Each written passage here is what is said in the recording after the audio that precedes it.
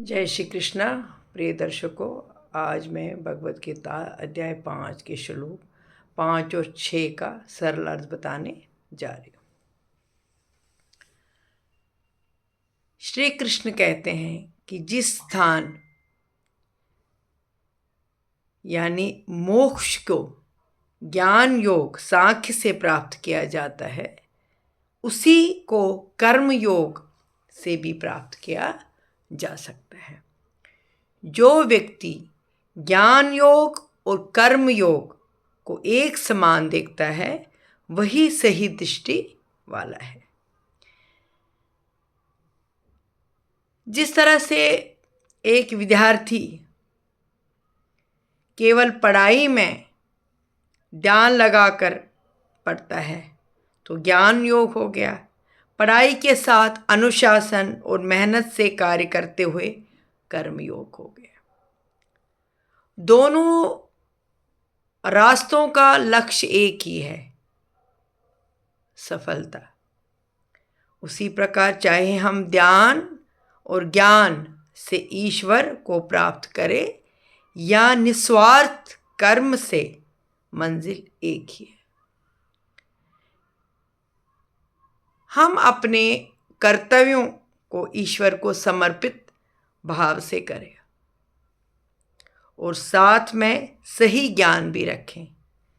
यही सच्चा योग है।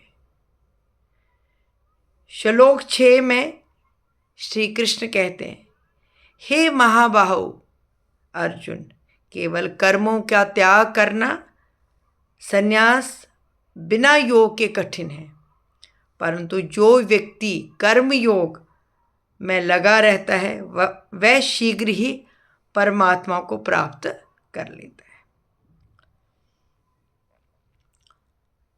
प्रिय श्रोताओं, इसको हम उदाहरण से भी ऐसे समझ सकते हैं कि मान लीजिए कोई व्यक्ति ये कहे कि मैं नौकरी छोड़कर आध्यात्मिक बन जाऊं, मगर उसके मन में अभी भी इच्छाएं हैं, आसक्ति है, तो उसे शांति नहीं मिलेगी। लेकिन अगर वही व्यक्ति नौकरी करते हुए भी ईमानदारी और निस्वार्थ भाव से काम करे तो वह धीरे धीरे भीतर से शांत और संतुष्ट हो जाएगा। प्रिय दर्शकों, हमें अपने कर्तव्यों से भागना नहीं चाहिए, बल्कि उन्हें ईश्वर को समर्पित करके करना चाहिए। सच्चा संन्यास मन का होता है, केवल बाहरी त्याग नहीं।